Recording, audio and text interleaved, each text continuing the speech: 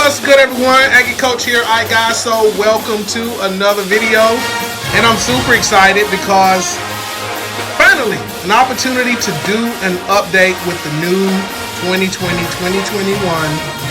FAT8 Miniature College Football. Straight out of the manual this time, guys, I am updating the how to play FAT8 Miniature College Football. Now that the manual is in a condition where it's playable, right? Now, I'm not finished yet, guys, but as soon as I get finished, I promise I will let you guys know, a little bit longer, and then it'll be ready. But in the meantime, there's no reason why we shouldn't go ahead and play. So I'm going to go ahead and start putting the procedures out there. In addition to doing the procedures in this video, I'm going to be going through the procedures, yes, the kicking procedures in Rule 6, okay? I'm going to be going through the kicking procedures. I'm also going to be explaining a little more, giving you guys a little more of the breadth of what this is going to feel like and some things to consider, especially head-to-head, because head-to-head is going to be a blast. Now with the way that things are set up, it's just going to be awesome. So a lot of times in head-to-head, in the FAT8 anyway, in head-to-head play, a lot of things are happening simultaneously. Instead of one person pivots, then another person pivots, then one person pivots, then another. It's not like that. All of this is happening at the same time because we are doing what in the FAT8 conference we call read and react, right?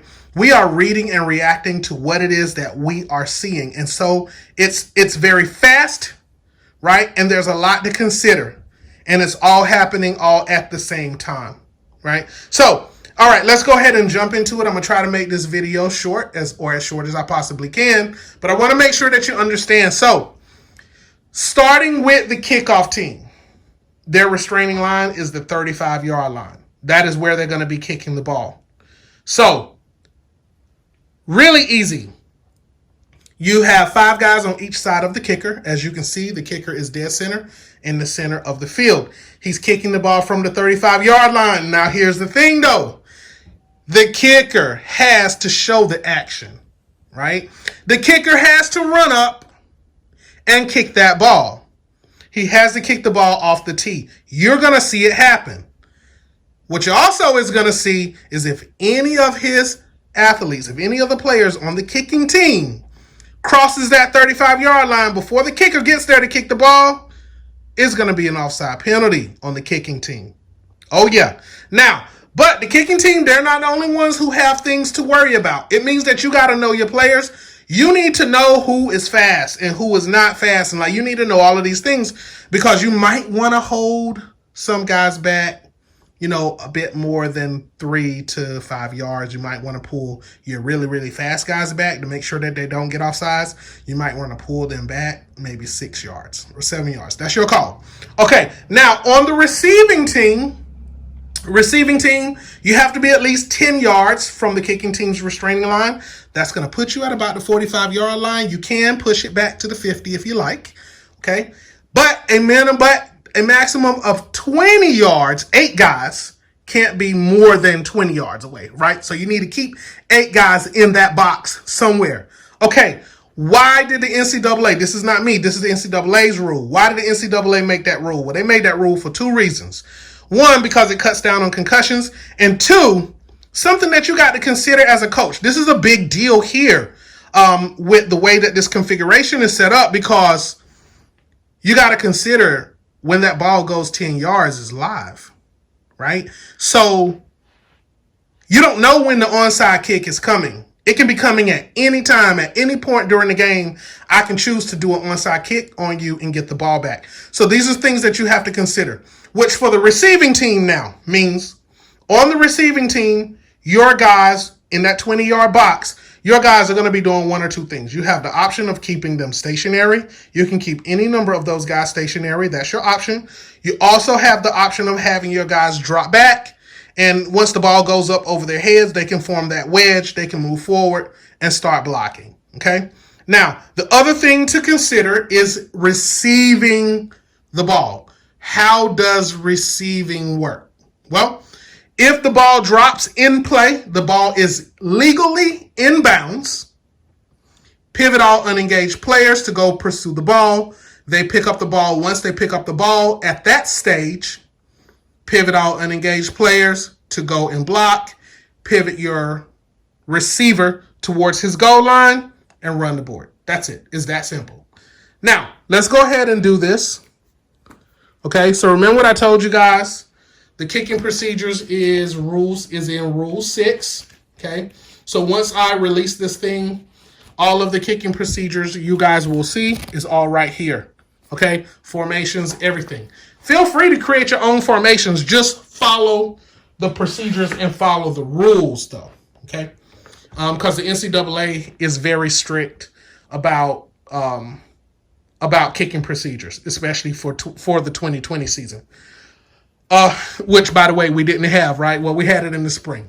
All right, so here we go. So let's go ahead and get this done. So first, we're starting off with kicking, right? So we have our kicker in the middle of the field. He's got to run up and he's got to go kick the ball. So, boom, stop the board. Now, as you can see, our kicker ran up. Nobody is off sides. Everybody's on sides. The kicker ran up to kick the ball. Now you're going to replace him with your kicker. Okay, only for a second. So what we're going to do is we're going to pop him off. We're going to put the kicker right where he was. Okay, and now we're going to go ahead and kick the ball. Oh, short kick. That ball is live. Okay. Now, that was a short kick. I didn't expect that to happen. But everybody is now going to be pursuing the ball because that's where the ball landed. I was expecting to get a better kick than that, but that's okay. Okay, now at this stage, this will be happening simultaneously, guys. So what's going to happen now is the kicking team is going to go after the ball and the receiving team is going to go after the ball. So we will be doing this simultaneously so that it would be much faster, but it's okay. You can go ahead now and flip your bases, or you can leave them as is for the time being. So I'm going to try and do this quickly since I'm doing this alone.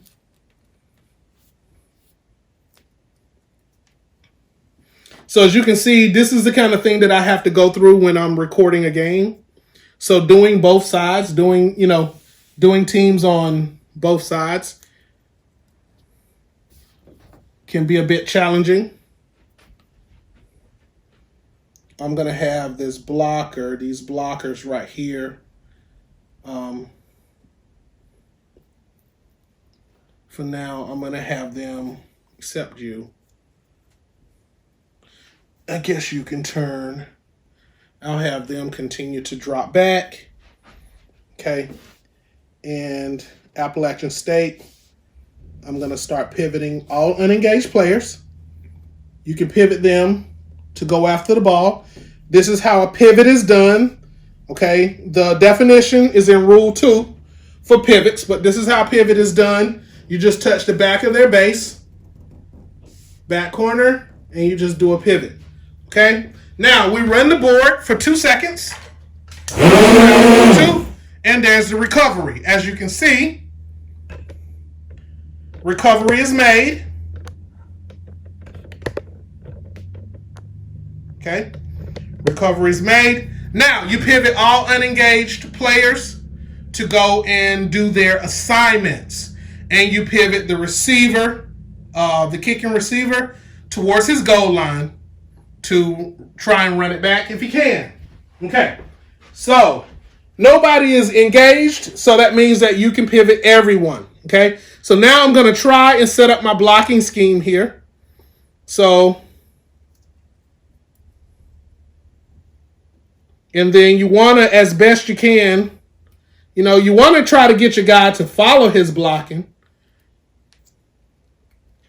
Now, keep in mind, guys, that this is time consuming because I'm doing it alone. But if I had a coach here with me, playing with me, then it wouldn't take as long. Okay, so he recovered the ball. So I'm going to just pivot him behind this blocker, and we'll see what happens. Now, Appalachian State, all of their unengaged players, you can pivot them.